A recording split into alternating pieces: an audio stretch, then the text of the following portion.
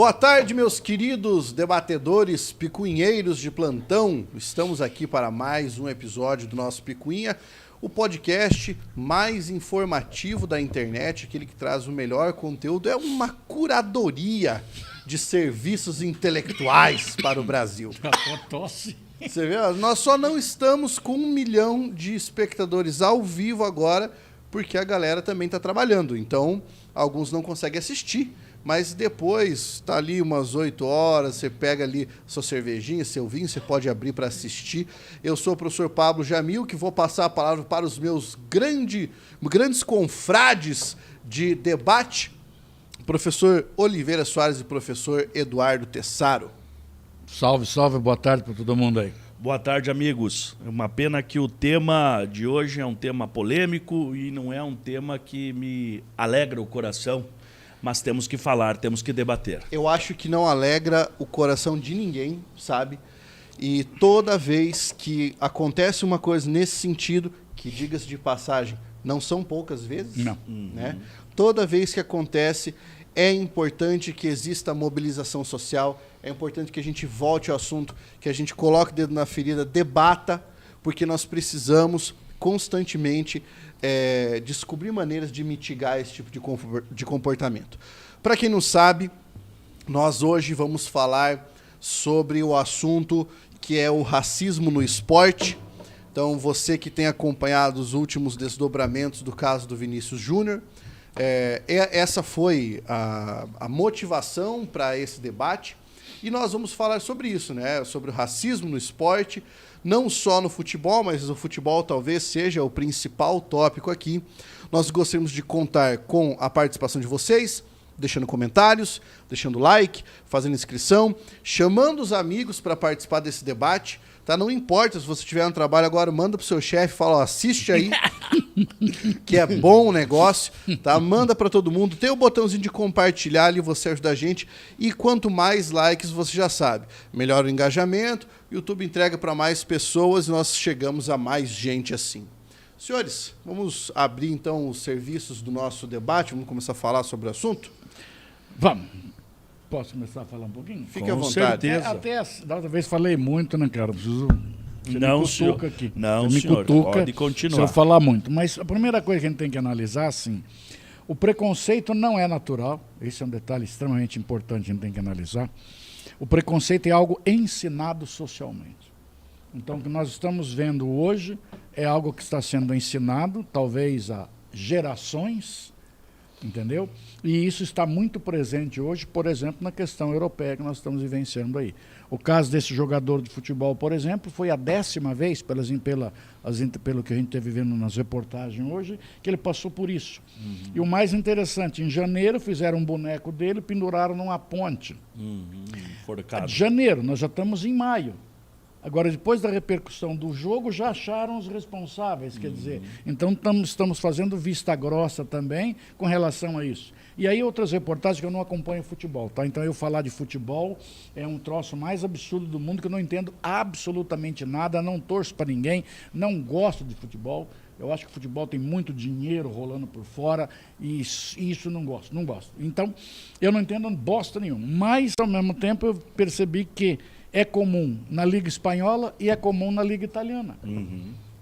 Aí você, antes da gente começar, ele lembrou aqui do caso no Rio Grande do Sul, do jogador... Do Aranha? Do Aranha, goleiro, né? Não sei Aranha. nem quem é, mas goleiro. Goleiro. Que foi uma situação vexatória uns anos passados. Sim. Então, é uma coisa rotineira que nós estamos tendo, então, né? Eu disponibilizei para vocês que estão acompanhando o Picuinha, na descrição do nosso vídeo, o link para baixar o relatório sobre racismo no futebol. É um documento extenso em que você tem todos os casos de qualquer tipo de preconceito, de qualquer natureza. Ele passa por racismo, LGBTQIA-fobia, xenofobia, e tem tudo lá documentado com quem aconteceu, quando aconteceu, qual foram os desdobramentos, se a pessoa foi punida, se não foi punida e tudo mais. E o que o Oli falou agora, puxando o caso do Tessaro, é algo muito curioso, porque aconteceu no Rio Grande. Né? Nesse relatório, nós temos a informação de que dentro do Brasil, Dos 153 episódios de racismo no futebol que nós tivemos nos últimos anos, 52% ocorreram no Rio Grande do Sul. 52%. 70, quase 80 casos. Concentrados lá. O que você falou ali é extremamente verdadeiro, a gente estuda isso em antropologia. O preconceito é algo ensinado. É ensinado.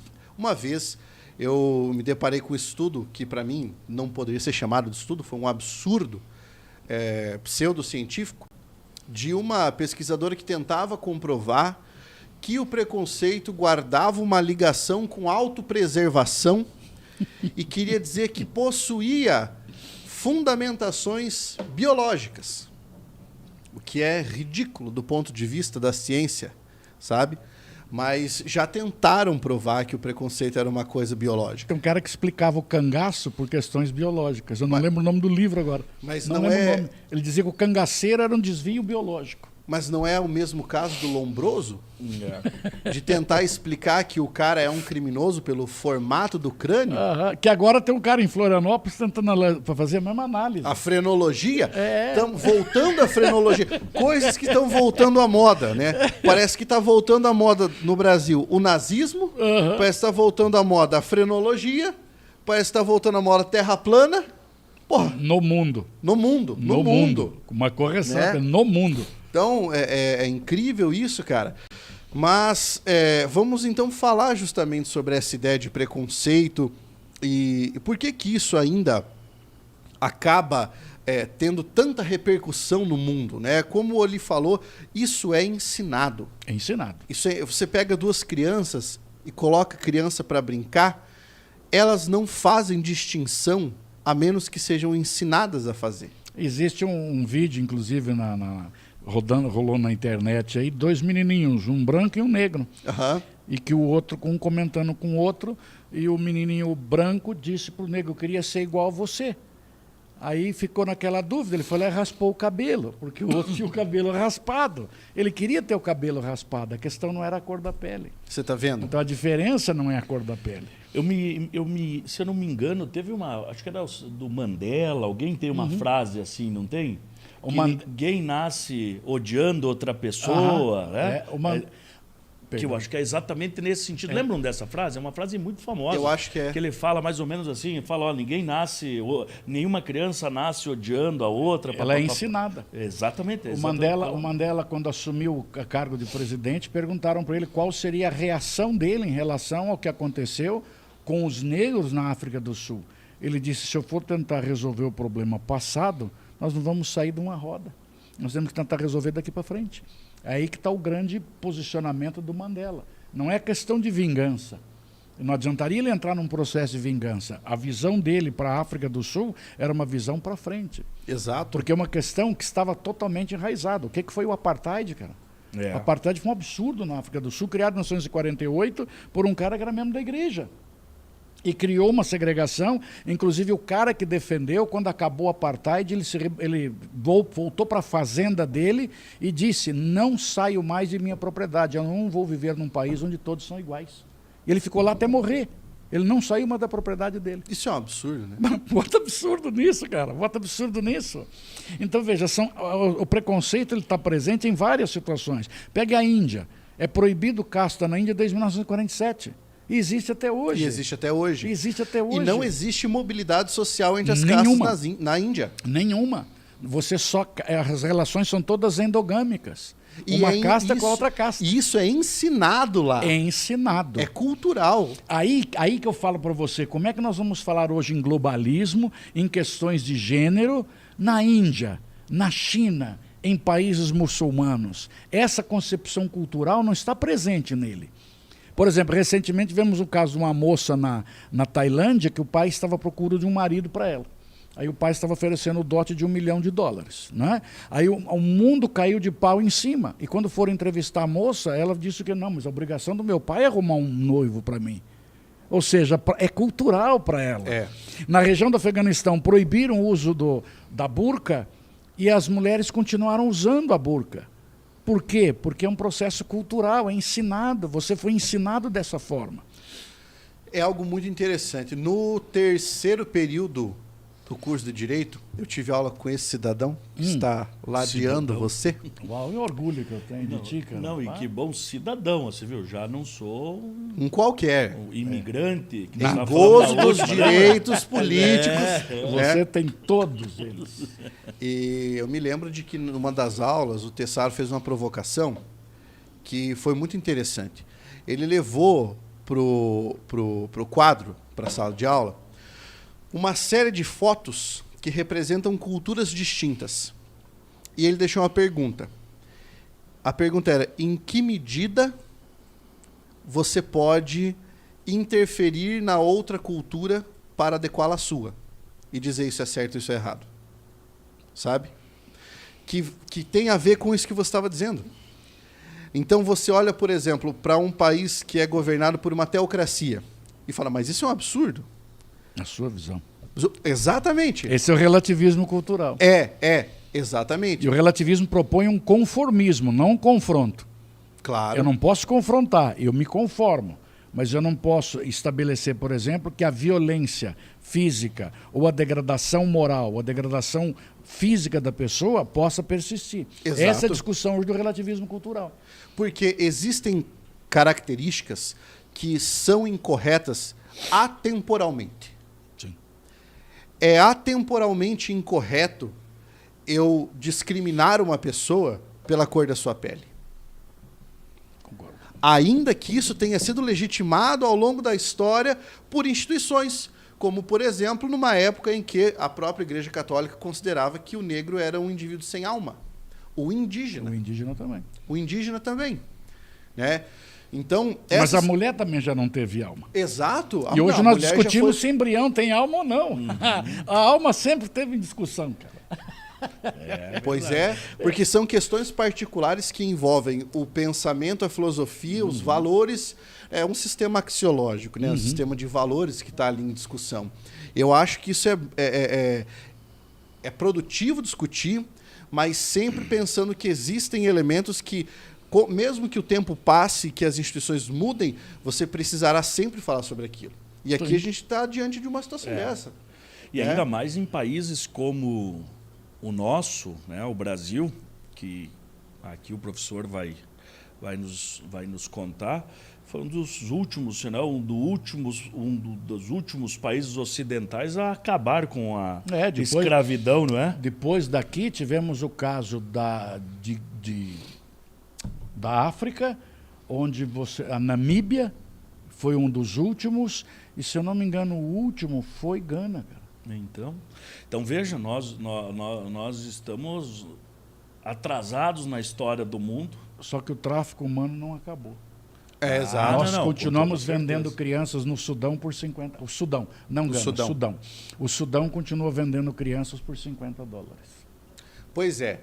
Agora você que está assistindo, pega essa informação que o Oli acabou de jogar no colo dos três aqui, que são três que costumam se indignar facilmente, velozmente, né? E aí surge aquela grande questão: por que você não tem uma força de movimento, como o movimento do Black Lives Matter, batendo lá na porta do Sudão e falando: peraí, mas aqui, além de eu ter tráfico humano, é tráfico infantil humano. Então, eu fico indignado com a indignação seletiva.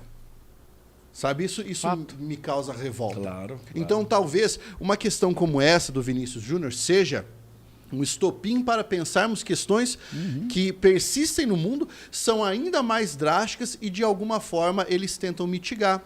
Como, por exemplo, o que aconteceu logo depois da figura de preconceito, do fato de preconceito contra o Vinícius Júnior, que o presidente da La Liga tentou colocar panos quentes. Porque é algo rotineiro. Veio rotineiro. alguém e falou: não, mas isso é o futebol. Mas é rotineiro, não é uma coisa que escandaliza. Porque eles estão acostumados com essa ideia. O Will mesmo contou para nós a experiência dele na semana passada. Então, veja, isso é uma coisa que não tem nada a ver com esporte, mas ele passou por uma situação semelhante.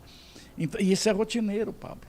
É rotineiro. E no futebol, eu vejo, já gosto de ir em estádio e coisa e tal, ele parece uma arena romana, sabe? Uhum. As pessoas vão lá e lá parece um lugar sem lei. Todo mundo pode chamar o nome que quiser. Sabe aquela pessoa que... É o Coliseu. É o Coliseu. Aquela pessoa que todos os dias reza, não fala um nome, mas vai para dentro do estádio, enlouquece. Se transforma. É o juiz que é filho de não sei quem, a mãe de não sei quem. Enlouquece. É um mundo sem lei. É um mundo sem lei os estádios. Claro que em outros países a gente já percebe que são melhores. Mas no Brasil eu vejo isso. Até é difícil levar criança em estádio hoje, muito por conta disso. Por causa dessa violência, especialmente com as palavras. Parece que as pessoas não têm limite. Talvez seja um pouco da nossa origem aí romana mesmo, né? De sangue, de gostar de ver sangue. E aquela ideia toda, né? De adorar o espetáculo. Né? Adorar o espetáculo e a qualquer custo. No Brasil, se a gente pegar a história dos times de futebol do Brasil, a grande maioria deles, dos grandes times de futebol, nasceram de movimentos de pessoas brancas, de empresários. Exato. Coxa branca. Isso, no Rio Grande do Sul também, eu não me lembro se o Grêmio ou o Inter tinha um desse. No Rio de Janeiro, Fluminense era time de branco. É só você observar o nome dos times. Clube de Regatas, né? Uhum. É uma associação esportiva do não sei onde. Então, eram agremiações de pessoas que se reuniam para a prática desportiva. Mas quem é que podia jogar? Quem é que participava do clube?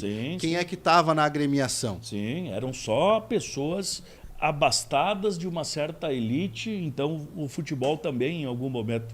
Conta a história que um dos primeiros times a se levantar contra isso no Brasil foi o Vasco da Gama. O Vasco da Gama tinha operários e pessoas negras e tal. Ele foi um dos primeiros a se rebelar contra essa pecha que havia, né? E principalmente eles começaram a receber isso porque eles começaram a ganhar tudo, né? Ganhar tudo. E aí os caras falaram, como que pode esses negros, esses operários saberem jogar? Porque o futebol era uma coisa de elite também, até muito, né? Da onde ele nasce, né? Nasce na Inglaterra, né? Então vem essa questão de elite. E o Brasil, então, é triste, mas, como diz aqui uma frase do Laurentino Gomes, teu colega, que o Brasil é viciado em escravidão, ele diz, e resistiu por muito tempo a isso. E parece que ainda resiste, é uma pena. Parece que resiste ainda a manter pessoas escravizadas, hoje diferentemente de outros momentos, mas a escravidão de não dar acesso a oportunidades, ainda menosprezar e assim por diante. Eu acho que poucos assuntos me deixam nervosos e com raiva. Esse é um deles. Esse, com certeza, é um que me deixa, porque você diminuir a outra pessoa pelo simples fato dela ter mais melanina no corpo é de uma burrice tremenda, né? É torpe. A injustiça me choca. Isso. É uma coisa que me deixa... Eu digo para você que são poucos momentos em que eu perco a calma. Mas a injustiça realmente... E eu vou em defesa de. Eu me envolvo, eu não consigo me manter alheio. E às vezes quando eu vejo qualquer situação que você tenta se posicionar melhor do que o outro, qualquer motivo eu tomo parte. Perfeito. Eu acho um absurdo. Eu também acho isso. E assim, nós precisamos de alguma forma tentar abrir os olhos das pessoas para isso, chamar para o debate, escancarar algumas realidades que estão aí e que muita gente tenta dizer que não estão aí, que não fazem parte, que é uma mentira, que é uma falácia. Nunca seja preconceituoso, sabe? É natural pensar assim. Sim. Essa é uma frase rotineira, cara. Depois da nossa abertura aqui, né, eu já tenho que dar um alô para a galera que está aqui conosco hoje. Muita gente hoje no nosso chat ao vivo, a Analice Melo, o Dominique Torresmo, que está sempre aqui. Ô, Dominique, nós vamos mandar fazer uma camiseta do Picuinha, vamos mandar para você. Cauê Quaresma, O Éder Vinícius também está sempre aí. Tá. Aparecida Higino. Isso. Micaele Dantas da Silva. Luiz Carlos Soares. A Thaís Teixeira. Luiz Carlos Soares é meu irmão. Mentira. De Juína. Ô, meu irmão, beijo no coração, meu irmão. Olá, que coisa boa. O Henrique Engelhardt. A Analice Melo fez um comentário. O que os adultos ensinam às crianças? Lamentável. É que crianças reproduzem o comportamento dos adultos, as falas. E que muitos veem esse tipo de comportamento, não fazem nada. É só uma brincadeira. E quer ver um exemplo fácil disso aqui que ela colocou? Quando tivemos aquele rolo daquele rapaz que me sumiu o nome agora, que foi morto nos Estados Unidos, aquele jovem negro. Floyd. Floyd. O George Floyd. George Floyd. O cara da Ku Klux Klan estava dando uma entrevista, ele com o filho pequeno nas mãos. E ele estava falando da questão dele. E aí ele comentou que é o seguinte, eu faço parte da clã com orgulho, meu pai também, e meu filho também fará. Ou seja, ele já está ensinando, é algo que você ensina para a criança. Perfeito. Como é que essa criança vai crescer? Sabendo que aquilo ali, na visão do pai, é o correto. É verdade. A coisa mais curiosa que eu já vi até hoje... Bem, primeiro que eu já acho um absurdo você ter a Ku Klux Klan existindo hoje, né? Para mim já é um absurdo aí. A coisa mais curiosa que eu vi foi um vídeo na internet em que havia uma passeata de membros da clã e eles deram o azar de passar na frente de um clube de motoqueiros. E a galera viu e foi para trás e desceram a butinada nesses caras, mas até o pessoal pedir para chamar a polícia para defendê-los. Mas é isso aí.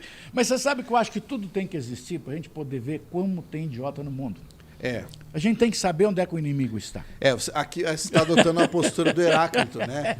É a existência de um mal para reconhecer o valor de um bem. Você tem que saber a maneira como o cara pensa. Não adianta ele ficar camuflado, fazendo isso só com os pequenos, só com os fracos. Ele tem que mostrar para todo mundo quem ele é. Aí você sabe quem o cara é. Tem que mostrar o palhaço que ele é. O palhaço que ele é, mas pode, entendeu? Então, eu acho que tem que ter mesmo, para você saber onde é que está o cara. Aquele é o cara a ser combatido, não o cara camuflado ensinando criança. Entendeu? Uhum. É para você saber onde é que está o inimigo. É. E, bem, então agora vamos pensar aqui nessa questão. O Dominique já aceitou a camisa, hein? Opa, isso é coisa boa. Aí isso já vai rolar então mais um produtinho aí. Camisa do Picuinha, tá? O Éder Vinícius comentou, acho que o Vini Júnior deveria fazer de si uma marca. As personalidades que fazem de si uma marca mostram não só quem são, mas como agregam na vida das pessoas. Por exemplo, o Michael Jordan e o Neymar. Eu entendo o seu ponto de vista, Éder, mas o que nós estamos pensando aqui é como é que nós podemos fazer para que o indivíduo possa viver a sua vida sem óbices. Sim. Para que ele possa fazer o seu trabalho sem óbices. O cara está indo lá jogar bola, meu. O cara está indo lá fazer o trabalho dele. Entendeu? Ele não precisaria ter que se preocupar com isso. Assim como o cara que está saindo de casa hoje, pegando a condução para ir pedir um emprego em determinado lugar, ele não deveria ter que se preocupar se ele vai ser discriminado ou não pela cor da pele dele. O professor que está na universidade hoje não deveria se preocupar ou não se ele estiver saindo da universidade, se ele vai ser parado pelo policial para revistarem ele no campus. Uhum. Porque isso acontece. E acontece por causa disso, que é o que se entende como racismo estrutural. Sabe? Então é uma questão complicada. A meu ver, nós precisaríamos de uma responsabilização dos clubes em relação a esse tipo de comportamento, das torcidas organizadas em relação a esse tipo de comportamento. E, para mim, a responsabilização maior deveria ser no momento da ofensa. Como? Aquilo que aconteceu com o Vini Júnior. Eles perceberam que houve aquela manifestação, porque os jogadores foram para cima da torcida. Uhum. Nesse momento, deveria ser notificado o árbitro notifica a comissão, as comissões técnicas e fala assim, o jogo acabou. Pronto. Acabou, não vai mais ter jogo. Não vai mais ter jogo. E se continuar esse povo racista de merda vindo pro estádio, ninguém vai jogar para vocês. Deixa o estádio vazio. Deixa o estádio vazio. Sabe? interromper, fazer com que esse ciclo seja quebrado, que as pessoas sejam responsabilizadas. Sim, sim. Né? Por exemplo, adotar uma estratégia como a Finlândia fez para combater o bullying, que é o Kiva, em que todo mundo é partícipe e fiscalizador do programa. Então você está no estádio, você está vendo fulano de tal comportamento racista, você vai ter um inspetor de corredor lá, você fala, fulano, vem cá, ó, aquele cara ali, ó, tá dizendo impropérios racistas de natureza fulano e tal. Então, cidadão, tchau, você saiu do campo. Entendeu? Deve haver uma maneira de combater isso. Sim. Porque no esporte você tem os holofotes do mundo olhando. E isso aconteceu no futebol. Quantos casos você tem? Vamos pegar os esportes agora, vôlei. Quantos casos você tem disso no vôlei? Quantos casos você tem disso, sei lá, em esportes que não são tão populares assim como o futebol? O Mohamed Ali não foi atendido num restaurante nos Estados Unidos por ser negro. Quando o cara soube que ele era o campeão mundial, mandou chamar ele de volta. Ele falou, não, vou comer do outro lado da rua. Você já assistiu ao filme The Green Book? Não me lembro. Não. Sobre? Recente esse filme. Fabuloso, fabuloso. É com o Viggo Mortensen. É a história de um motorista, de um pianista negro, que era muito famoso em Nova York, e ele decidiu fazer uma turnê pelo sul dos Estados Unidos. Na época em que mais estava havendo preconceito lá, ele decidiu fazer uma turnê. E aí, ele, o motorista, era um descendente de italianos, extremamente preconceituoso. E ele, durante a viagem, na turnê, eles ficam juntos 3 meses, alguma coisa assim, ele aprende a perder o preconceito, a respeitar e, sobretudo, a amar o cara. Que detalhe, era um gênio do piano, negro e homossexual. Nossa. Cara, assim, fazia muito tempo que eu não chorava assistindo um filme. Esse filme me tocou profundamente, porque ele trabalha a história que é uma história real. Louco, né? É uma história real. Mas o que cara você era comentou... convidado, o cara era convidado para tocar, ele foi convidado para tocar num local, a hora que ele chegou, o camarim dele era no depósito do restaurante. Ele tinha que se trocar no depósito do restaurante. Ele falou, eu não vou me trocar aqui. Louco, né? Mas o que você falou da história do motorista, né, eu acho que ela é bem emblemática. E é isso que nós precisamos. A vivência com a diferença. Aprender a viver com quem é diferente. Né? Claro. É isso que, às vezes, essa educação seletiva, né, que diminui o outro por algum motivo, isso só emburrece ainda mais a sociedade. Então, quando a gente conhece o outro, a gente percebe que a gente tem muito mais pontos em comum de encontro do que pontos de discórdia. São mais pontos de convergência, né? Isso. Então, eu acredito que é isso que a gente tem que investir, na diversidade. A diversidade.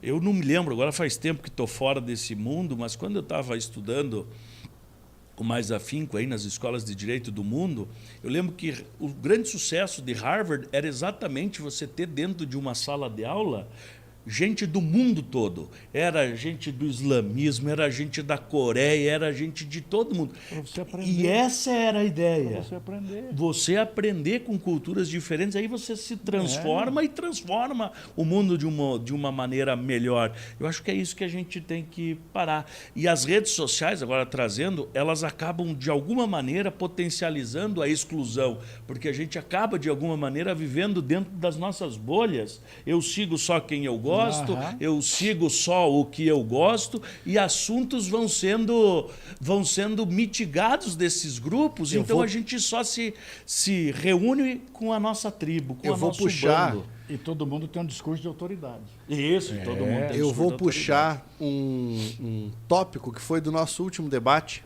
quando você disse, eu sigo só quem é parecido comigo, quem eu quero. Mais ainda, o algoritmo só te entrega quem é parecido com você. Então, até mesmo teu critério de escolha é um critério viciado, porque o algoritmo entrega para você. Entendi. Né? Olha só o comentário. A galera tá comentando valendo aqui, ó. Coisa lá pra cima, né, cara? Não, mas dali pra cima já tinha lido aqui, ó. Ó, vamos pegar a partir do primeiro comentário do Dominique. Dominique Torresmo. Lembram do Daniel Alves com a banana? Aquela reação foi surreal. Racismo é algo enraizado no mundo, principalmente no velho continente. Isso aí. E de alguma forma importado para cá, né? O que não deveria ser, mas tudo bem, vamos Somos continuar. colônias. Ele diz ainda, não sabia da continuidade da KKK. Eu sabia dos defensores dos confederados, até aquele vocalista do Nazaré, que faleceu recentemente, usava uma jaqueta dos confederados. Não só ele. O falecido guitarrista do Pantera, o Dimebag Darrell, tinha uma guitarra que era com a bandeira dos confederados. O Lynyrd Skynyrd faz show, não sei se faz show até hoje, com a bandeira dos confederados. Tem uma cidade fundada por confederados em São Paulo. Procura na internet aí. A cidade de confederados em São Paulo. Não estou lembrando o nome agora. É uma cidadezinha que comemora os feriados de São Paulo. Tem a bandeira da confederação, dos Estados Confederados do Sul. Não acredito sim, alguém procura na internet aí qual é a cidade do estado de São Paulo fundada por confederados. Olha só. Aqui, não está longe não, não está longe não. Está aqui, ó. Alguém, por favor, entre para mim aí. Santa Bárbara do Oeste. Puta Santa Bárbara do Oeste. Inclusive tem um cemitério que tem os fundadores da cidade, que são provenientes de indivíduos que vieram de lá. Aí, ó, tá aqui, não tá longe não, pá. Olha só.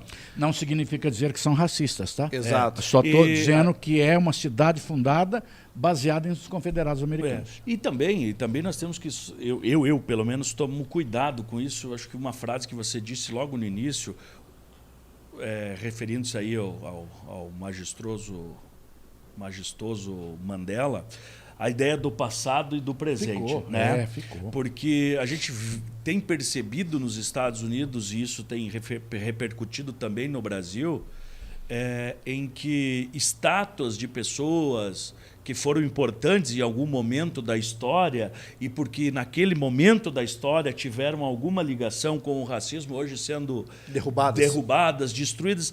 Eu sei, eu entendo quem queira destruir, mas eu não sei se esse é o caminho, sabe? Eu tenho medo de pensar assim e a gente demonizar tudo e querer construir a roda de novo. Eu acredito que faz parte do processo evolutivo desse mundo, dessa urbe que a gente vive, que é uma escola, né? Se nós estamos aqui, é porque nós temos aqui... O que você citou é como se fosse o cancelamento de personagens históricos. Isso. Né? Tem 100 e tantos projetos no Brasil para tirar o nome de rua no Brasil. Sim, ó, deixa eu fazer uma pergunta para vocês. Por exemplo, todo mundo aqui, quem está assistindo, já deve ter ouvido falar de um dos escritores mais famosos do Brasil, que escreveu a obra Maria de Dirceu, né? Tomás Antônio Gonzaga, que foi um dos indivíduos que participou do movimento da Inconfidência Mineira, né? Que foi o cara que acabou discutindo... Eu quero. Só vamos pegar um cafezinho, pessoal. Participou... Não, aqui é livre, rapaziada. Que nós estamos em casa. Se quiser falar em pé, aqui caminhar. Participou da Inconfidência Mineira. Ele foi um dos principais autores do que a gente entende como o arcadismo brasileiro. Obrigado. Não, o arcadismo mesmo. E veja que coisa curiosa. Ele terminou a vida como traficante de escravos. Porcaria. O cara que escreveu Eu, Marília, não sou algum vaqueiro que viva de pastar alheio gado, de tosco trato, de expressões grosseiras, dos frios gelos do sol queimado. O cara que escreveu... Você quer ver outra? Olha que loucura. Pra gente pensar como a vida é uma coisa louca. Você lembra do Montesquieu? Ele escreveu as cartas persas, certo?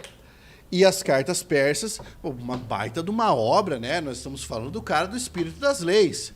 Pois é, o Tomás Antônio Gonzaga, que é tributário do iluminismo, escreveu no Brasil cartas chilenas, inspirado pelas cartas persas.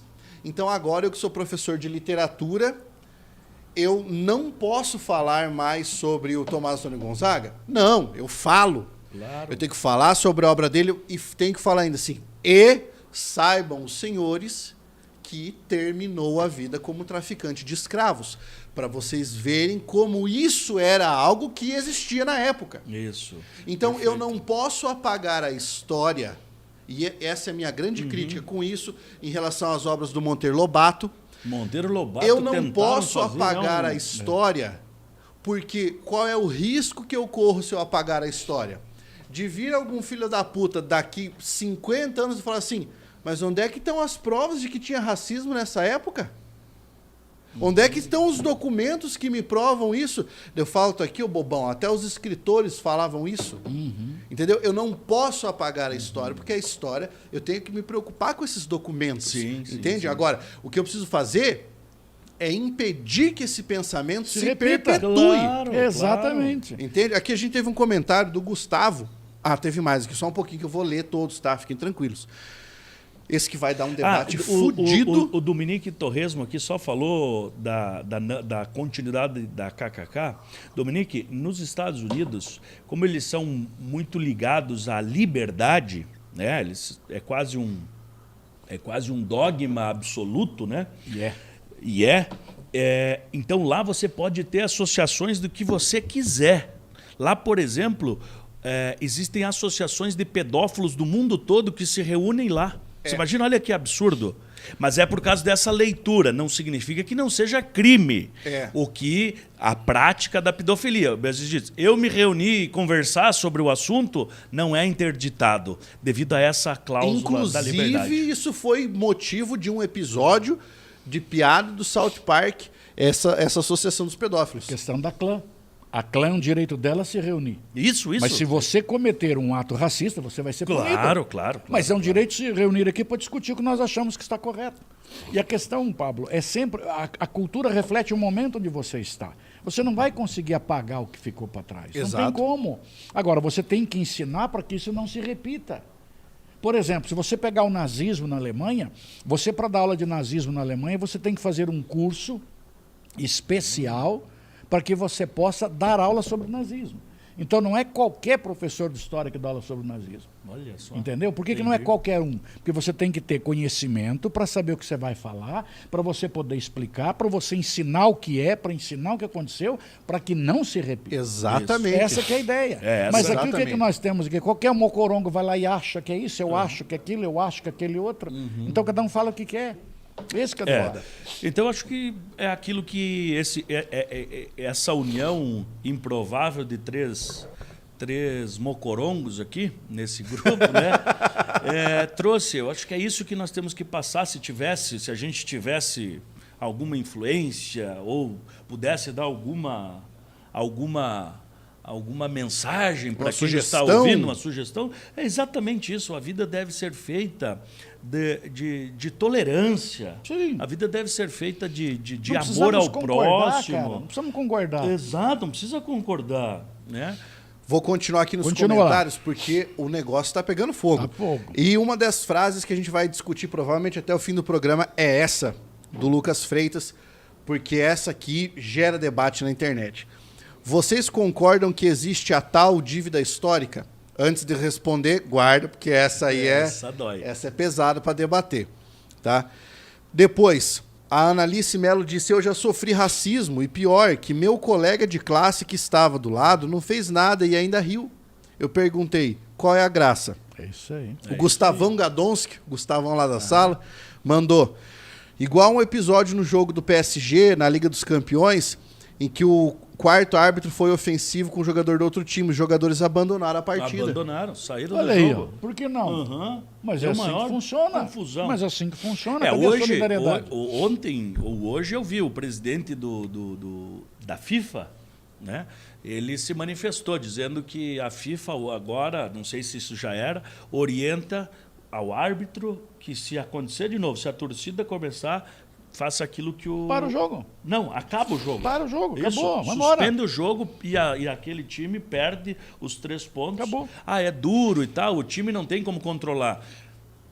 Mas é o que nós temos que fazer. Alguma medida tem que ser tomada, não dá para deixar... E também, Tessaro, essa história de que não tem como controlar, isso é balela. Balela, É né? balela. No Brasil, você consegue identificar membro de torcida organizada que já foi condenado e o cara não entra. Então, não consigo fazer isso com a minha tecnologia fodida na Europa. É claro que consegue. A Inglaterra localiza os hooligans no corredor de entrada do estádio. Não deixa entrar. Como não consegue? Entendeu? Então, assim, o problema é que talvez nós ainda tenhamos esse sentimento preconceituoso nos dirigentes. Eu acho Complacência. que é isso. Complacência. Né? Tipo, não, deixa pra lá, isso é Coisa pequeno, é uma jogo. coisa pequena, é coisa do jogo. Deixa pra lá, é coisa pequena. Só que agora eles mexeram com uma coisa muito importante. Porque o Vini Júnior, ele não é um jogadorzinho. Ele é hoje, talvez, para ser o melhor jogador de futebol na atividade hoje, ele e o Haaland. Então, agora eles pegaram, estão batendo em alguém que em momento algum se intimidou. Ele não se intimida, é coisa bonita de ver. Você tem que ver. Você não viu ainda esse menino? Ele tem 22 anos, né? Você tem que ver. Nem quem é, não então, conheço mas isso você tem que ver. Você tem que acompanhar ele. Pega os caras começam a chamar de mono, né? Que lá ele chama mono, né? Que é macaco. Cara, ele só dá risada. Ele não, não parte para violência, não tenta fazer nada. Ele vai para cima, ele quer jogar mais, quer fazer gol, quer ir para cima e mostrar através do futebol dele como ele... Sou melhor que você. Sou melhor que vocês. E foi isso que ele fez para a torcida, que deu ali uma coisa, porque ele fez assim, vocês estão indo para a segunda divisão. Ele fez isso aqui para a torcida. Vocês estão indo para a segunda divisão, Valência. Aí ficaram loucos. Aí ficaram mais loucos ainda. Mas o quê? Ele não se intimidou. Ele não deve se intimidar. Eu acho que essas vozes não podem ficar em silêncio. De jeito algum. E o que a colega retratou, que o amigo deu risada e não falou, tem muito disso. Tem gente que não está na mesma vibe, que às vezes nem fez por mal, não está ali, não está raciocinando. Por isso da importância de nós, todos aqui que estão, que por algum motivo, alguma ordem divina, tem um pouquinho de um lugarzinho para falar, tem que se posicionar contra, se manifestar contra, dar oportunidade para as pessoas que muitas vezes não têm o direito de falar. E esse grupo que nós nos reunimos aqui tem isso, pessoas diferentes aqui, nós temos pendões diferentes, formações diferentes, mas o que nós temos aqui? O respeito à diversidade. Conseguimos conversar sem nos agredirmos, e conviver, e daqui a pouco o Pablo tá nos apoiando, né? Em algumas coisas, a gente está apoiando o Pablo em outras, e vamos vendo que às vezes é só o meu ponto de observação que não favorece eu compreender o outro. A gente tem que deixar de ser morno. É isso aí. Deixa de ser morno. É isso aí. Tem que ter posição. Eu e o Pablo concordamos durante todos os outros picuinhas que antes de você estar aqui, que inclusive agora ficou fantástico a sua presença aqui. Muito obrigado. Ficou muito bom. A gente, quantas vezes não discutimos? E não concordamos. Mas nem por isso nós saímos brigados aqui dentro. Exatamente. Mas faz parte do processo. Mas isso é uma coisa poderosa. Eu preciso entender que o debate é importante, mas eu respeito fundamentalmente quem tem posição. Claro. Quem tem posição que fala, não, eu penso isso, a minha convicção é essa e pronto. E numa situação como essa que o Tessaro falou, às vezes a pessoa faz um comentário que ela não percebe, por exemplo, que é um comentário dessa natureza, ou que percebe, só que quem está em volta presencia e nada fala. Aí você tem uma questão ou de covardia, né, ou de complacência. Eu não sei o que é pior. Sim. Porque quando isso acontece na sua frente, você tem que falar. Tem que se posicionar. Você tá louco, meu? Você tá maluco falar uma coisa dessa? Uma coisa dessa não se fala. Por isso. Só que assim, a pessoa que levanta a voz contra vai ser sempre aquela taxada de essa. Aqui é um purgante do caralho. Briguento. Tá pra quê? Tá nervoso com outra coisa. Exatamente. Mas eu sempre digo, é necessário que nós consigamos levantar a voz. E que a gente diga, olha, isso aqui está errado. Você não pode falar dessa forma, você não pode agir dessa forma. Os seres humanos não podem ser discriminados pela cor da pele, certo? Então, é muito importante bater nessa tecla. Sim. E acredito que o genoma humano, a nossa, A ciência já demonstrou que A diferença é... não temos diferenças. Nós, para o porco, é praticamente 0, alguma coisa. Seja, nós somos todos aqui nesse mundo, estamos aqui para conviver e melhorar essa escola de sofrimento que é a Terra, que é uma escola de treinamento para um outro momento, na minha opinião. E nós temos que viver bem, viver em união, viver em paz, viver tranquilamente. Eu tenho o maior orgulho de poder olhar para o Vini Júnior e ver que jogador maravilhoso, que menino com 22 anos consegue encarar uma realidade dessa de cabeça em pé, né? Poderia estar chorando, poderia estar lamentando apenas, não, mas ele consegue transformar aquilo em mais e mais e mais vontade de vencer. E aqui eu me lembro também de um filme que mostra essa resiliência, que ele fala sobre discriminação, mas aqui a discriminação religiosa. Vocês falaram há pouco, né, do Muhammad Ali. Ele quando faz a sua conversão, ele não pega em armas e não quer ir para a guerra por objeção de consciência, usando uma norma jurídica do seu país, dos Estados Unidos. E aquilo tomou conta dos Estados Unidos, a Suprema Corte teve que se manifestar e deu a favor. Então, eu indico aqui um filme, né, do Muhammad Ali, assim, que poucas pessoas eu vejo falar que assistiram, que é A Última Luta de Muhammad Ali, é o nome do filme. Mas não tem nada a ver com luta de boxe. A luta dele nessa seara jurídica para que ele tivesse a sua consciência preservada, garantida. Né? Respeitada. Esse que é o posicionamento. Eu acredito que isso... Eu acredito, sinceramente, eu sou um romântico assim, não sei se é esse o termo, mas eu sou um esperançoso da humanidade, sabe? Eu olho para trás e vejo que a sociedade, não há muito tempo atrás, dos meus avós, eram extremamente preconceituosos.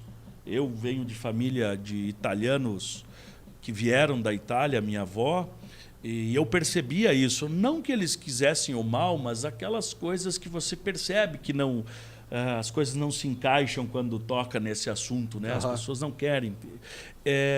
E eu já vejo na minha sociedade, na minha família, com a minha filha, eu já não consigo visualizar isso. Então, me parece, eu consigo ver que a sociedade melhorou, tem melhorado. E me parece que esse é o caminho da tolerância. A gente consegue tolerar muito mais. E eu acredito que ela tenha melhorado, porque hoje, quando acontece um episódio dessa natureza, as pessoas já podem se escandalizar. Sim. Eu já posso ficar revoltado com isso. Isso significa que nós não normalizamos mais. Exato. E hoje corre-se mais a notícia. Exato. E a gente não pode normalizar de forma alguma. De jeito algum. Imagina. Não é normal o que aconteceu ali. Não é. Está errado. Está errado. Está errado. Se existe a legislação que pune, vamos punir quem fez. Exato. Acabou. Para o jogo, perde uns pontos, vai punindo. Quando começar a doer no bolso dos times de futebol, eles tomam um posicionamento. Os dirigentes vão começar a rever que a coisa está dando prejuízo. E eu não tenho dúvida que agora essas manifestações, inclusive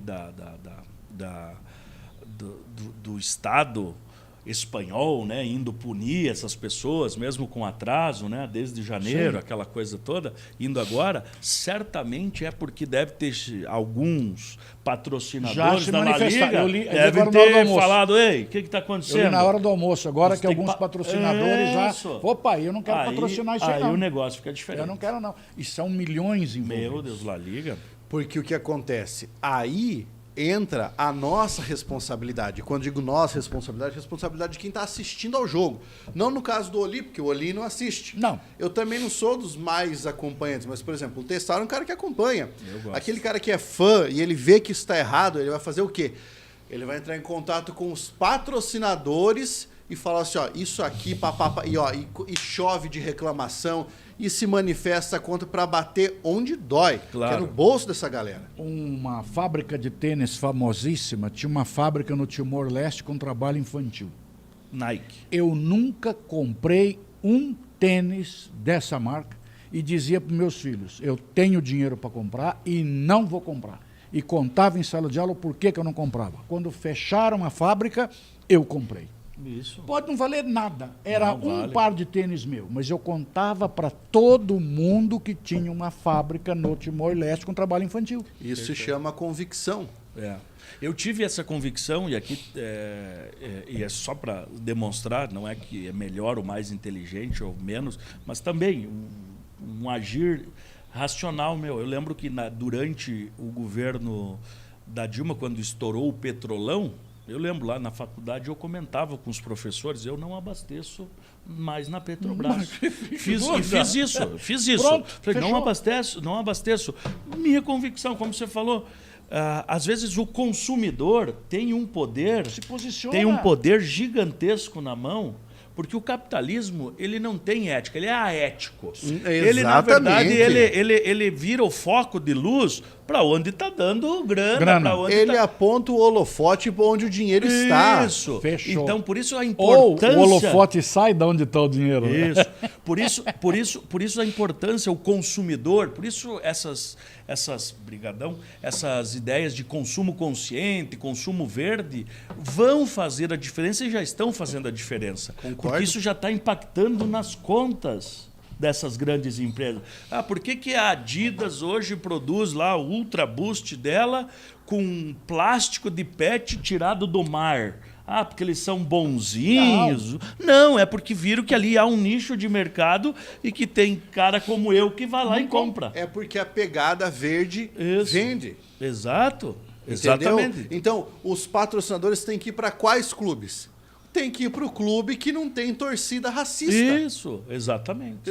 O clube, a torcida organizada, não sei quem, foi punido por racismo. Irmão, Vai para outra. estamos indo embora. Estamos indo embora. Aí a coisa para. Se as pessoas começarem a tomar essa convicção. E é uma pessoa fazendo, mais outra pessoa fazendo, mais outra pessoa fazendo. É um processo formiguinha. Essa indignação que nós temos aqui, ela tem que tomar corpo. Isso tem que tomar corpo. Mas, Oli, essa indignação que nós temos, ela cresceu em nós pelo mesmo processo formiguinha. Alguém nos passou. Foi o Oliveira, lá atrás, quando estava estudando, jovem, longos cabelos Tive. ao vento. Tive. Entendeu? Eu Caralho. Tava usei cabelo lá. comprido enquanto eu tive. Claro. Tava lá papirando, estudando isso e pensando, cara, como é que pode a realidade ainda ser assim? Foi o Tessaro lá, quando via os fundamentos do direito constitucional ainda. Meu padrinho de batismo era negro, da cor da sua camiseta, assim. Amigo de infância do meu pai, amigo de décadas do meu pai. E era meu padrinho de casamento. Desculpe, meu padrinho de batismo. A minha... E aí? A minha... E eu me A perdoe. minha madrinha também. E eu perguntei ao meu pai uma vez, por que ele é meu padrinho? Eu era criança. A minha pergunta se referia a quê? A cor? Eu não sei dizer para você. Era a cor? Eu não sei, mas eu perguntei para meu pai, Eu acho que por que ele é meu padrinho? A resposta foi maravilhosa. Maravilhosa. Porque ele é um homem bom. Isso. É Matou só ou isso não? que nós queremos. Era o que eu queria escutar. Ele é um homem bom. Fechou. E não era a cor que interessava. Porque ele é um homem bom. Bastou. Aquilo que você fala... Emociona, né? bonito. Não é emociona, foda cara. isso, cara? É Não isso é foda? mesmo. Olha a frase do cara. Aham. Porque é um homem bom. E a sabedoria do teu pai. ter falado isso, Sabedoria, cara. responder sabedoria. dessa maneira. Respondeu com convicção, me deixou satisfeito com a resposta, sem nenhum outro E te questionamento. passou um valor E a resposta é fundamental. plena. Aham. Ela é plena, ela não precisa de explicação. Ela é plena. Acabou. Por isso que eu lembro de uma das mensagens que o Pablo falou na última, que a gente acho que talvez nem estava ao vivo, mas aqui conversando, que você não gosta dessa ideia de segregação, como é que se chama? Que você não gosta, fica dividindo. Muitas vezes a esquerda tem essa... O identitarismo. Isso. Identitarismo. Isso. Na minha opinião, isso eu digo assim, com muita convicção, o identitarismo é o mal que vai minar a esquerda, o identitarismo vai acabar com a esquerda e o identitarismo é o mal que vai aumentar a clivagem social no mundo. Explica para o pessoal o que é, só para que eles... Então vamos pensar porque aqui. é um pensamento, tem tudo a ver com isso aqui que nós estamos falando. Sim. Tem tudo a ver com isso daqui. Porque uma das coisas que eu sempre tentei falar isso para minha filha é exatamente essa frase. Bom, o que eu espero da minha filha? Eu acho que o que um pai decente espera de um filho e de uma filha? Ah, que ele seja bem-sucedido financeiramente? Não. Que ele seja bom. Esse é o valor. Claro que é. Esse é o valor que a gente espera. Quem é o Tessaro? É um homem bom. É. Porra, todas as outras qualidades estão ali. Não precisa mais nada. Eu acho que é o melhor elogio que uma pessoa pode Cara, receber. não precisa mais nada.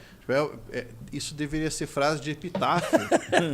Sobretudo, aqui jaz foi um homem bom. Isso. Acabou. Por isso que essa diferenciação entre negros, esquerda, direita, meio, centro, todas essas coisas que a sociedade está tentando criar hoje, ela esquece exatamente que, na verdade, a única coisa que deveria nos diferenciar um dos outros é essa ideia. Aqueles que são bons e aqueles que não são bons, porque é natural existir aquelas pessoas desviadas.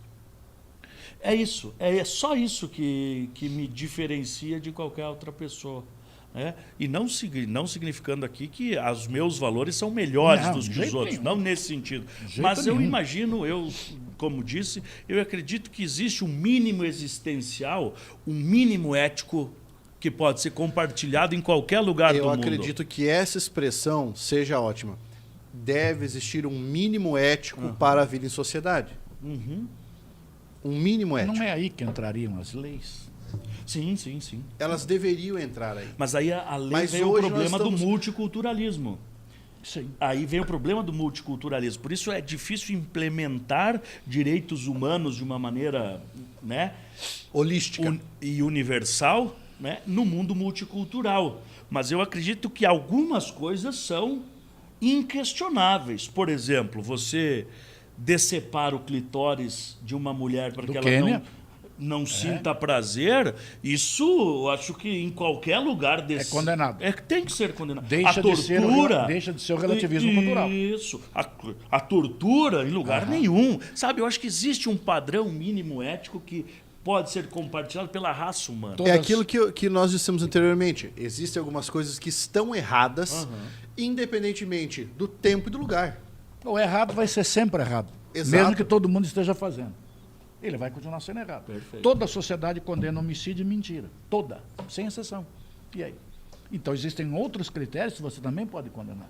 E aí que eu digo, a legislação tem que estabelecer a punição para quem faz. Essa é a regra. Sim. O que nós temos é o quê? A nossa legislação é naquela. Será que pegou? Será que não pegou? Será que é válido? Será que não é? Exatamente.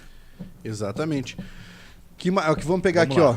O Éder Vinícius falou: se o Real Madrid colocasse o Vini Júnior estampado no estádio, assim como o Barça fez com o Neymar, os cafajestes se intimidariam. O staff do Neymar pensou nisso e se planejou com o assunto. Eu acho uma boa medida no sentido de dar apoio. Giovanni Santos diz, detalhe, nessa mesma partida em que o Vinícius sofreu racismo, ele foi expulso por reagir à atitude do adversário que o segurou pelo pescoço dando um mata-leão. O VAR mostrou apenas o Vini reagindo. Não, ali o VAR depois o árbitro, acho que foi... Foi demitido. Foi demitido. Quem? O árbitro.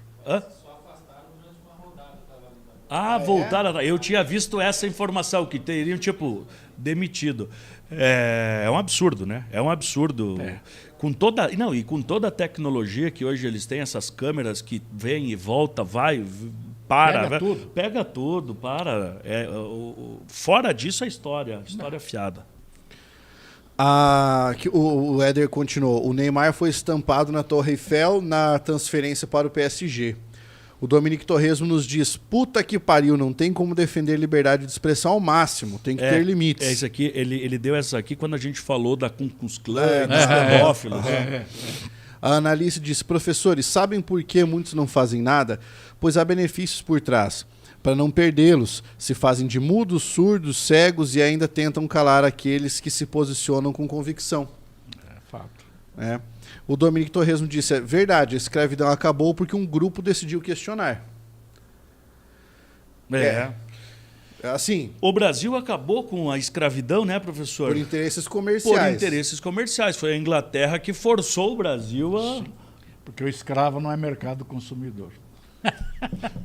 Terrível, né? O Terrível. escravo não compra. Aí voltamos a... Aí o Marques fica faceiro lá.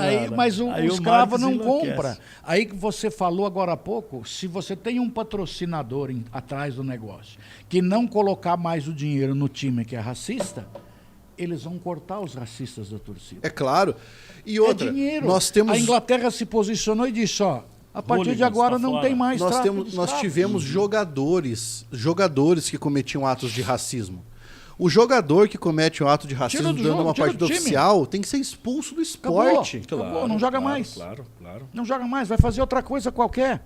É assim que funciona. E nós tivemos... E principalmente o esporte, né? Mas e aqui voltando mais para o futebol, ele é tem essa mágica, essa virtude de unir culturas e povos. Vejam quando tem Copa do Mundo, mesmo que a gente não ande ganhando muita coisa, aí o Brasil, né, depois do 7-1 deu uma desanimada, mas a gente percebe que une diferentes crenças, raças, origens. Então não pode ser palco para espetáculo dessa magnitude. Não pode. Não tem lugar no século XXI mais esse tipo de conduta. Não tem. Se alguém tentar justificar, me desculpe, não há justificativa racional para justificar qualquer tipo de discriminação, especialmente a de raça, né, que estamos aqui falando. Bem, agora pode não parecer, mas já são 3h06. Cara do céu. Pode não parecer, foi assim, né? Foi. Eu vou agora voltar à pergunta que o Lucas fez anteriormente, o Lucas Freitas, e eu vou responder de uma forma muito sucinta e depois eu passo para vocês se vocês quiserem discutir. A pergunta que ele fez foi: vocês concordam que existe a tal dívida histórica? Lucas, se não existisse, se nós não tivéssemos uma questão histórica com os negros, com discriminação, preconceito, escravidão, diminuição de oportunidades, etc, o Picuinha de hoje não seria sobre racismo no futebol. Nós não estaríamos falando sobre racismo. Nós falaríamos sobre qualquer outra coisa. Nós falaríamos aqui, talvez, sobre os eventos políticos que aconteceram na semana passada, entendeu? A gente fala sobre qualquer outra coisa. Nós estamos falando sobre racismo no futebol porque no ano de 2023 ainda existe gente ignorante suficientemente para achar que é legal ou lícito ou justo você fazer troça de alguém pela cor da pele. Cara, que eu não sou negro, sabe? Então, é até estranho eu tentar falar dessa forma, mas o negro tem que ser bom pelo menos 2 vezes mais do que uma pessoa branca na sociedade. Não basta ele ser bom naquilo que ele faz. Ele tem que ser bom e constantemente ficar provando que ele é bom. Porque nós temos um preconceito, um racismo estrutural dentro da nossa sociedade que a cada geração, por mais que nós tentemos combater e mitigar, parece que ela encontra ainda alguns terrenos férteis. Que alguém propaga. Existe alguém ali como ponta de lança ainda propagando aquilo. Alguém que acha legal isso, alguém que vai olhar para essa situação do Vinícius Júnior e vai falar assim: eu achei legal o que a torcida fez. Sempre vai, parece que sempre existe alguém que está fazendo isso. Então, quando você pergunta se eu acredito que nós temos uma dívida histórica, cara, se eu disser para você que não, eu estaria, no mínimo, num paradoxo, porque eu estou abrindo um programa que fala sobre um episódio de racismo hoje, quando pessoas têm a pafúrdia de olhar e dizer que isso não existe mais. Entende? Bem, então esse é o meu posicionamento sobre essa pergunta. Eu acredito também que o colega, quando faz essa pergunta, ele está se referindo principalmente às as políticas de ações afirmativas, né, que nascem nos Estados Unidos na década depois de 50. Como as cotas, por exemplo. Como as cotas, que é esse argumento, né, essa expressão que ele usou é muito utilizada nas ações afirmativas, essas políticas públicas, né, que de alguma maneira buscam resgatar pessoas que em algum momento foram esquecidas pela própria sociedade, e aí discriminando-as positivamente para que, olha, durante um período nós vamos ter que te discriminar, no sentido de vou ter que te dar um auxílio, te dar uma ajuda, para que depois, no futuro, talvez você não precise mais. Esse é um tema bastante complicado, no meu ponto de vista, filosoficamente e também empiricamente. Eu não tenho dados e consigo confirmar se essas políticas funcionarão ou funcionam ou não funcionam. Acho que a gente vai precisar de mais um tempo para isso, mas eu acredito que a pergunta dele venha... Essa expressão que ele usa, eu acredito que deve vir exatamente desse contexto, né? Desse contexto das ações afirmativas. Mas com toda certeza. É que eu estava tentando evitar de falar uma coisa que eu falaria agora. Então, pode puxar a câmera para cá, Carlos. É o seguinte, quando a pessoa vem falar para você que basta ela se esforçar que ela consegue, porque todo mundo é igual, que é só fazer a sua oportunidade, eu proponho um novo reality show. Um novo reality show. Gostaria de alguma empresa de televisão que fizesse isso. Faz o seguinte, pega lá, coloca todo mundo que for coach financeiro quântico da porra toda, coloca o Primo Rico, coloca o como é que é o outro que ensina a ficar milionário lá, enfim, como é que é o nome?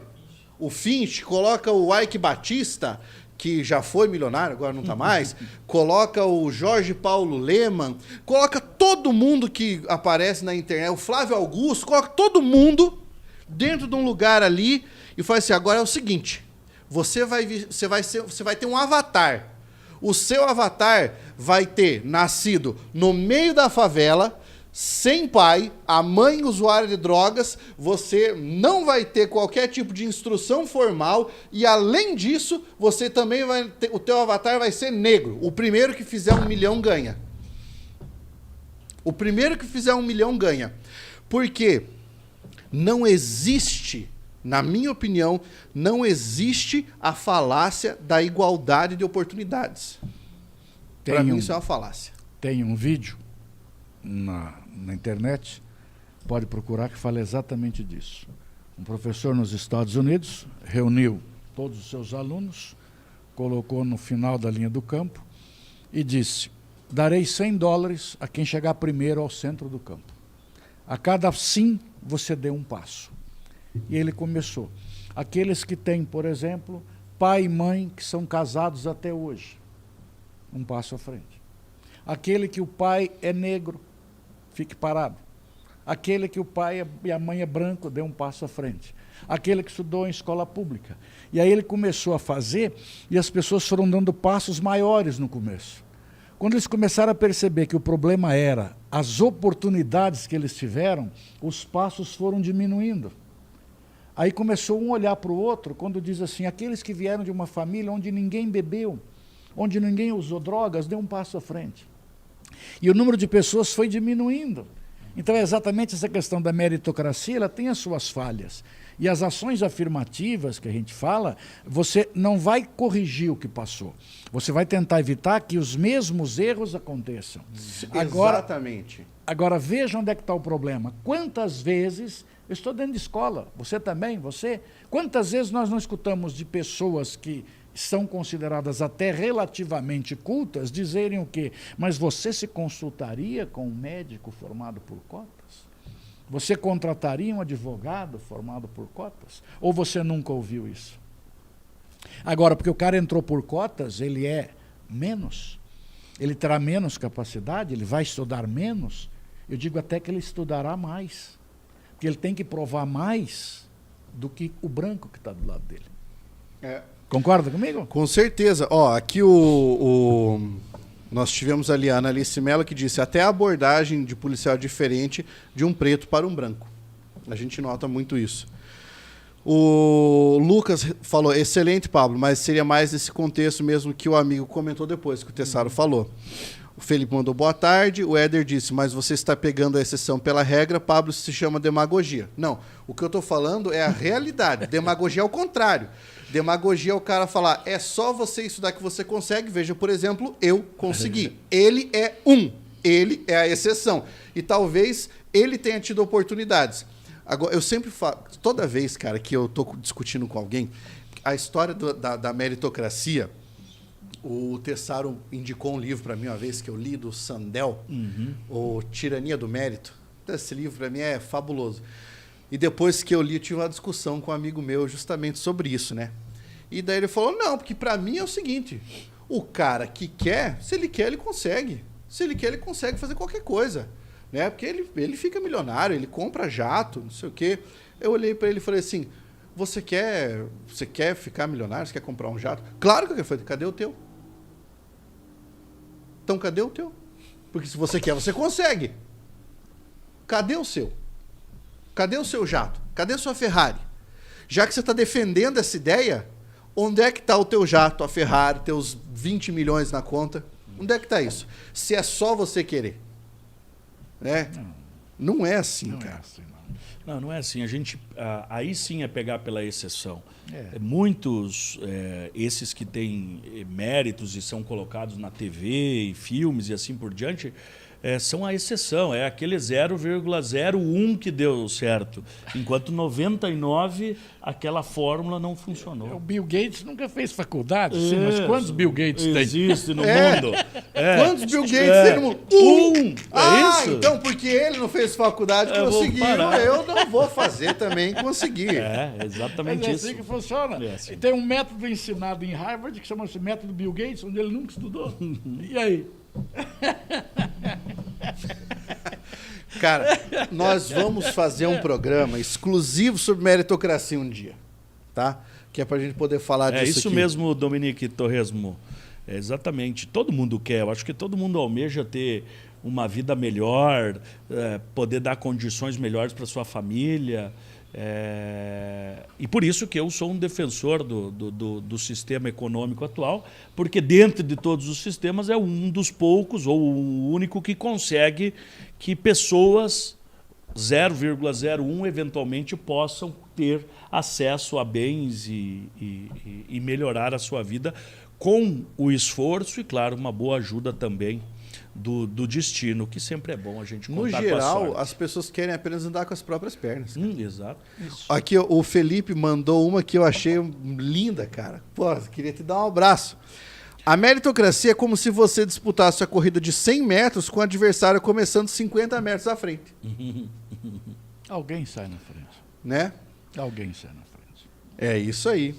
Galera, hoje o debate rendeu. Foi muito bom, eu gostei demais da participação de todos. Legal, né, cara? Eu achei demais. Os senhores gostariam de acrescentar algo ao debate antes de nós partirmos para o nosso encerramento? Eu não entendi o que o Éder ali falou. O Éder está questionando aquilo que eu havia mencionado. Olha, ele diz ali no começo, nem todos que moram numa favela almejam morar no Morumbi, por exemplo. Perfeito. Mas nós não estamos falando de todos, nós estamos falando só da necessidade de oportunizar. Tipo, se o cara quiser, ele tem que poder ter mobilidade social, porque nós não vivemos numa sociedade de castas. Morar no Morumbi não é objetivo final de ninguém. Aí ele diz aqui, ó, o modesta, Adriano Imperador deixou Milão e voltou para a favela. O Dominique Torresmo diz, todo mundo quer, mas chegar no topo depende de vários fatores e não apenas de vontade. Que mais aqui? O Lucas Freitas falou aqui, ó, para mim, o ponto é que nem todo mundo quer as mesmas oportunidades. Claro. Os indivíduos são diferentes por natureza. Forçar uma igualdade de oportunidades necessariamente estaremos numa ditadura. Eu acho que a palavra ditadura não cabe nesse contexto. Igualdade de oportunidades não é ditadura. Né? Não. Vamos lá. Cadê aqui? A Thaís Teixeira disse, desde cedo a mãe da gente fala assim, filho, por você ser preto, você tem que ser 2 vezes melhor. Quem falou isso? Racionais MCs. Não conheço. Traz um picuinha sobre a polícia. Também seria um assunto legal pra gente falar uma hora. Muita coisa boa. Bem, Então, vamos falar o que da polícia? Pois é. Meu povo, já discutimos bastante, já falamos bastante. É sempre um prazer ter vocês aí conosco, abrilhantando o debate. Eu acho que foi muito interessante, muito proveitoso e também conseguimos discutir algumas formas de tentar mitigar essa questão.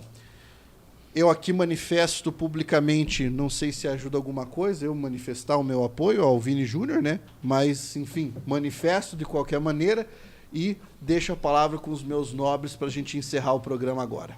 Eu agradeço novamente a oportunidade de estar aqui e deixando um recado, eu digo, né? Vamos amar a todos, né? Sem nenhum tipo de discriminação, como diz a nossa Constituição. Vamos promover o bem de todos sem nenhuma forma de discriminação. É isso que a gente espera.